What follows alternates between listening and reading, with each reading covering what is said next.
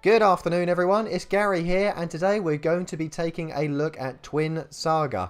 This is brought to us by a company called X Legend, who are a Taiwanese company who specialise, I suppose, in these anime MMOs. You might remember their last one called Aura Kingdom. That's enough yarning, let's make a character. So of course we're going to be playing a female, and it looks as if we've got 4 classes off the bat. We've got Swordmaster, Mage, Gunslinger and Dragon Knight. And it looks as if later on you can unlock a Cleric, a Paladin, a Hunter, an Oculist, a Berserker and a Rogue. I gotta say, I'm tempted by this Gunslinger, so I think I'm gonna rock with that. Let's have a little glance at the character customization then.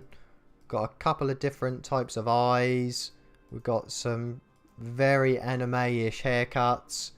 Fairly limited on the hair and eye colours here. You can only have from kind of predefined choices. Although they have got fantastic names like Antique Gold. Fairly limited character customization to be honest, but I've managed to make something I'm happy with here. Gone for the whole short black bob with the blood red eyes that just kind of screams Gunslinger to me. So let's rock with this. Alright, time to follow this little girl into the forest.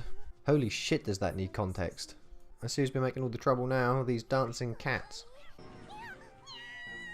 Don't worry, I got this.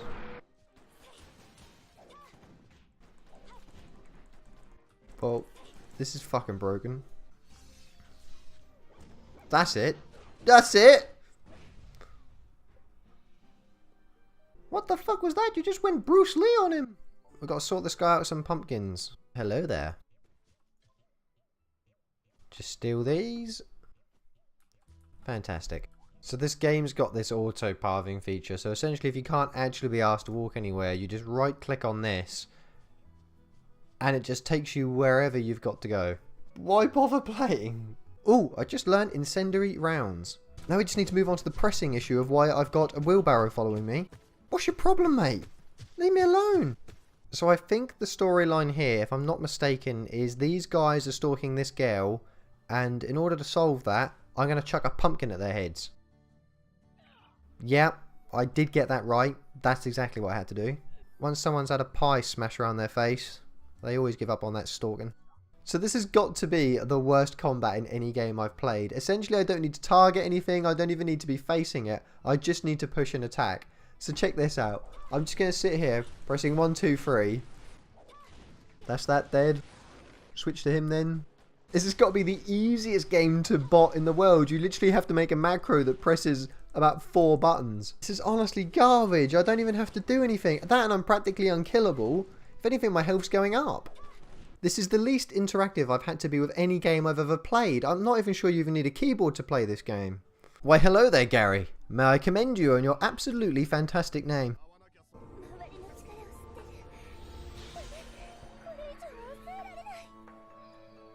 So the storyline is, I went Super Saiyan, this little girl came out of me, she's a god, and I'm fucking confused. So I've gone and got myself a squirrel dog, and I've still got this fucking wheelbarrow following me. Oh, his name is Chestnut. So the girl has now fused herself inside me, and she's given me access to talent points. So as regards to the talent tree, looks as if we can either become a quick draw, or a Deadeye. I'm a little bit indecisive. I'm just going to go for some attack damage and some crit here. It automatically mounts you as well when you move. I just have this guy full time now. Come on, my furry companion. Your brother has got an absolutely cracking barnet.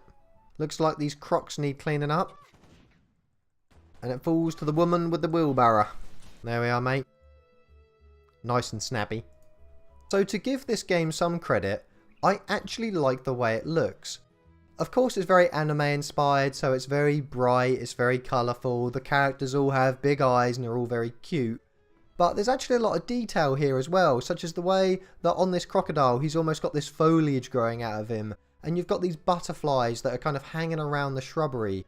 You've also got this kind of like beautiful backdrop that almost looks like it's been painted on. Overall, this is a really pretty game. What happened to the mayor's daughter? I got your back, love. We either saved her or just finished her off. One or two ways. What the fuck?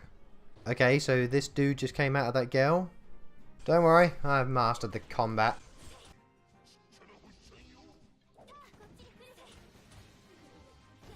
If you actually get hit by that, I think you need to seriously question what genre of game you're playing.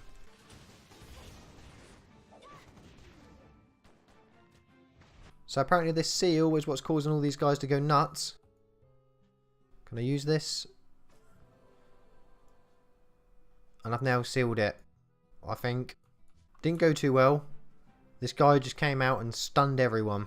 Combat actually looks really flashy, to be fair. It just plays like complete arse. So it looks like Fina is now a companion of mine, or Senshi as they're called within this game. And I think you can equip them different spells, etc. and they'll actually assist you in combat. So let's have a look at her spells. She has Starbeam Blast that does 201% arcane damage to all enemies within a certain range. And what's her ultimate? Hymn of Heaven. Unleashes the power of 10 billion suns to strike enemies. I love the fact it's not just one sun. Hell, it's not even 2 suns. She is going all in with the power of 10 billion suns. If an enemy ever fucking survives this, I want to shake his cindered hand. Fuck this place, I'm cruising out here on my turtle house. Causing questionable destruction to everything around me. So it looks like eventually you do get your own turtle house. I've not seen this in any other MMO before, I have to admit. There's probably a reason why. So we've moved into this area called Meridia, and it's a much more open area than the last area we were in. That was very funneled, you only had one route to take anywhere. But this is much more open, so it's much more up my street. Looks like we could do some fishing as well here, but unfortunately I haven't got a fishing rod. I think this old guy is hitting on this girl, because why the fuck not?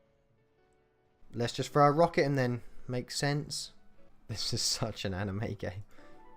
So looks like this shepherd girl's got a bit of a problem. Would you believe it? It's those darned wolves again. So I've just got my ultimate, which is charged by this bar down the bottom here, and we're going to use it on this wolf. I'm going to be honest, that was absolutely fantastic. I just suplexed a wolf. Okay, so we're going to use Fina's ultimate ability now, which don't forget is the power of 10 billion suns.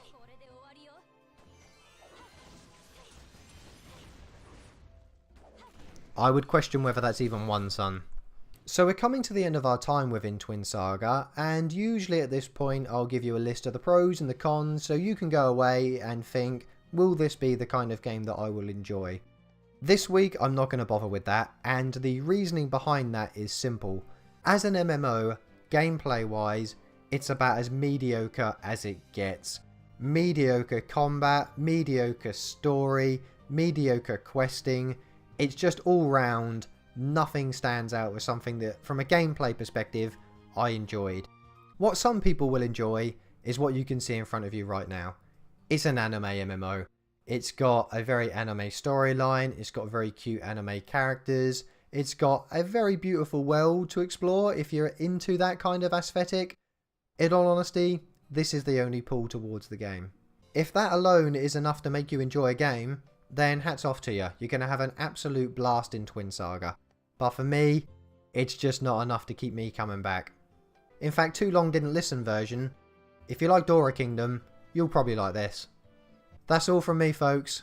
Take care of yourselves.